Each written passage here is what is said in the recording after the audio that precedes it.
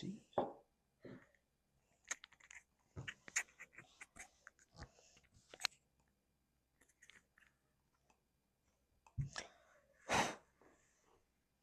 Just kidding. What? Haha. G&G's Gumshoes. Episode title? The Strange Case of Blair Adams. Dun, dun, dun. Blah, blah, blah. Anyways, welcome back, Gumshoes, to G&G's Gumshoes, the only father-daughter detective duo in podcasting who solve mysteries while also arguing about who finished the last Topo Chico. Well, we all know it was you. Exactly. I solved that case already. Today's case, well, this one is different. Strange, sad, and full of questions with no answers. We're gonna do it. We're diving into the real, unsolved mystery of Blair Adams. A man who traveled thousands of miles across borders and states, convinced someone was trying to kill him. I had that feeling once. What? Another day. But poor Blair, he ended up dead in Tennessee parking lot under circumstances that made even investigators stop and say, "Huh." Let's lace up gumshoes. It's time to get into the strange case of Blair Adams. BLR Airport, the beginning. All right, so to understand this case, we have to go back to Surrey, British Columbia, summer of 1996. Yes, I had to look up how to say that. Yeah, you don't know how to say things. Cuckoo. Blair Adams was 31, worked in construction, had been sober for a couple years, 2 to be specific, and up until this point, lived a pretty normal life. But in July, people close to him started noticing major changes. He seemed scared, anxious, told friends he felt like someone was spreading rumors about him, and was even trying to kill him. The kind of stuff where if you told me, I'd immediately check the house, call 911, and make some abuelita hot chocolate. Oh, abuelita. Oh, sorry, I think Oh, Blair didn't get cocoa. Instead, he emptied his bank account and set the spotted box, cash, gold, platinum, jewelry. But my question is, who owns platinum? Why would you sell it? Clearly not me. Well, and right there, Gumshoes, was clue number 1. He was running. Wait. In the words of running away. Forrest. Are you okay? Yeah. All right. All right. So this is the attempt to flee. What's he fleeing from? Probably a person trying to kill him. I would too. Oh, who wouldn't? Blair tried to cross from Canada into the U.S. by ferry, but border agents stopped him because he had cash stuffed everywhere and a record of past possession. He had a record. He had a record. Not the kind your grandpa would collect either. We ain't talking about those ones. I collect records. And who doesn't have cash stuffed everywhere? No. Socks, underwear, pockets. Where do you keep your money, Gigi? My wallet. Well, if you could borrow me some, that'd be great. I only have $50. All right, so if you try to cross the border looking like you just robbed a pirate ship. Pirate ship? Yeah, he had all the booty. Oh, yeah, he had platinum. Anyway, they might get a little suspicious. He tried again the next day and succeeded. What's wild is what happened next. Okay, so he gets into Seattle. All right? Is that California? No, Washington. Washington. Seattle, Washington. Oh. All right. Drove to the airport, right? Flies all the way to Washington, D.C. So we're talking across the country. So Then that's near West Virginia. Right. Then rented another car and drove all the way to Knoxville, Tennessee. Tennessee's very pretty. I don't blame him. Yeah, I don't blame him either. I like Tennessee. Same. Yeah, because a place he had zero connections to, no friends, no family, no job there. That's like me saying, Gigi, someone's chasing me, and then showing up in Toledo for no reason. Actually, I would never go to Toledo. Actually, you would go to Costco. I love Costco. Who doesn't? The Strange Nights. So Blair gets to Knoxville on July 10th, 1996. What were you doing on July 10th, 1996? Where were you? In heaven? I don't know. Yeah, you probably weren't around then. All right, anyway. At around 5:30 p.m., he stops at a gas station because he thinks his rental car key won't work. Except it did work. He was just trying to start the car with the wrong key to a totally different car. Tow truck driver said Blair seemed disoriented, nervous, and confused. And by the way, when we say he was trying to start the wrong car with the wrong key, dude had a Toyota key for a Nissan. My question is, who does? Oh, I guess Blair. Yeah.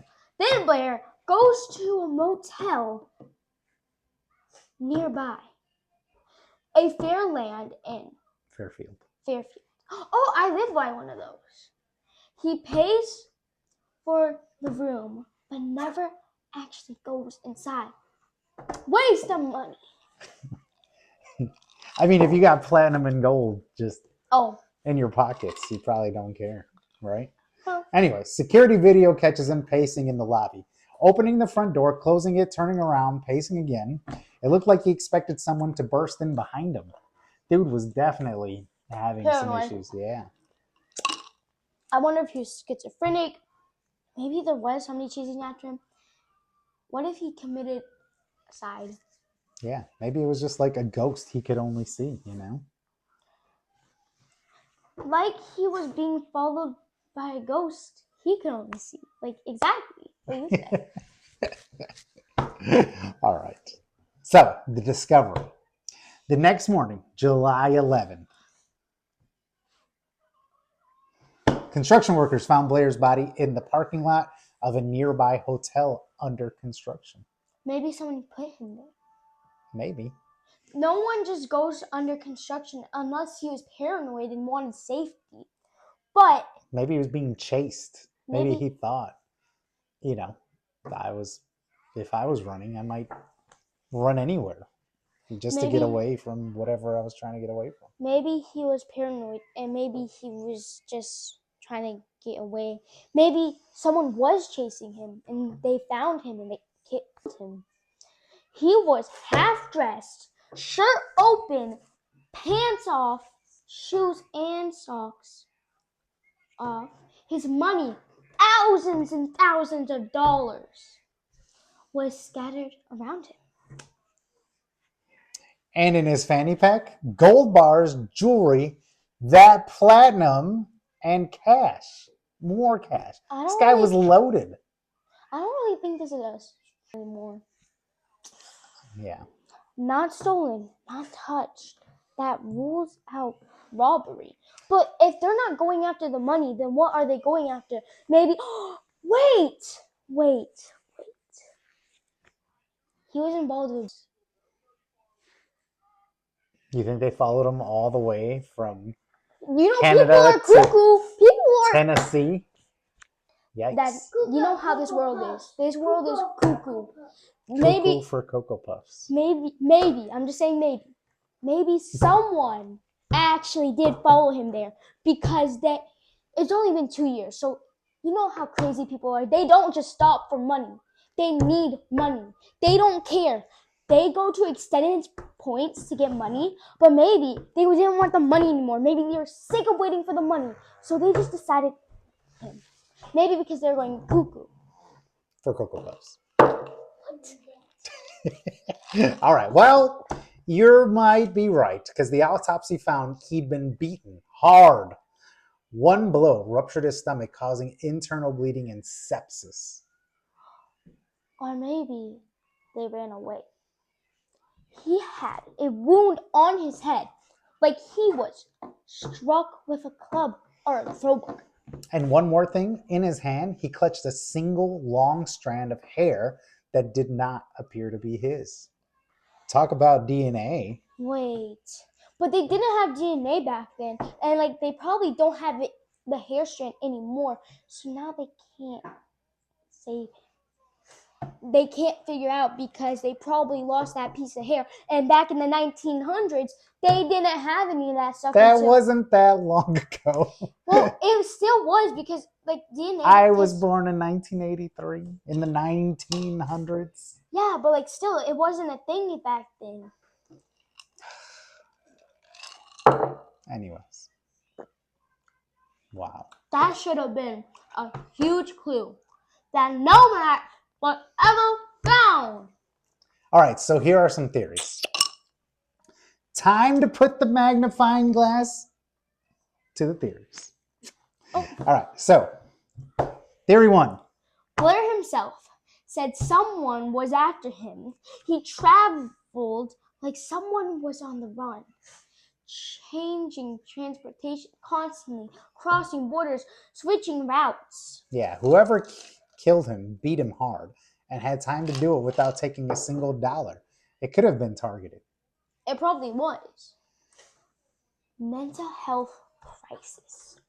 Friends said he'd been acting paranoid for weeks.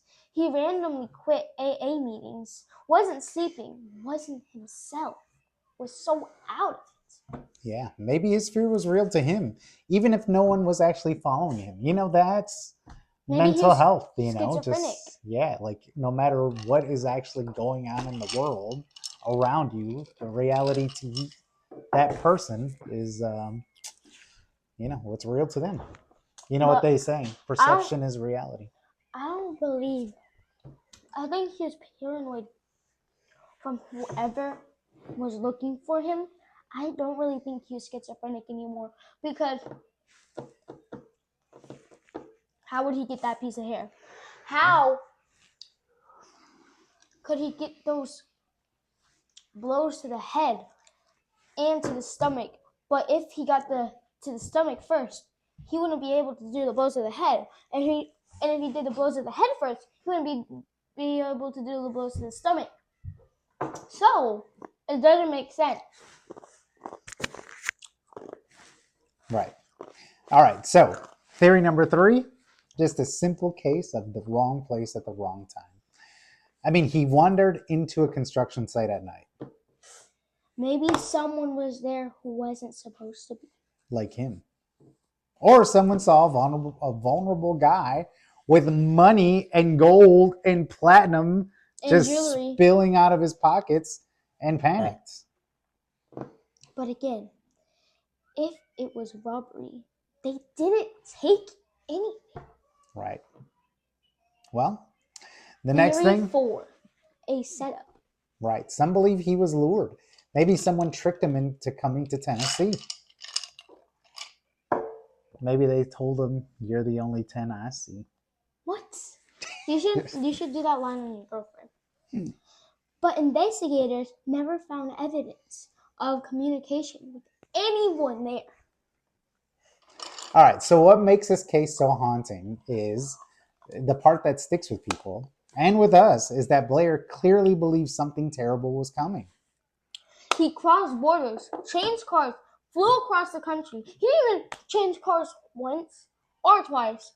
He changed cars 3 times. Yeah, all trying to get away from something. And whatever he feared,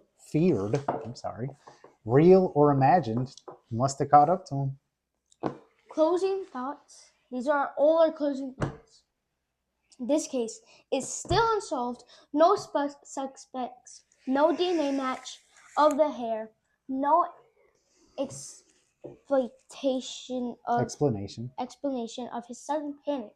But couldn't they go back to their family and ask, how did he get those drugs? Who did he get those by somebody? Because those people, how many years ago was that? 1936.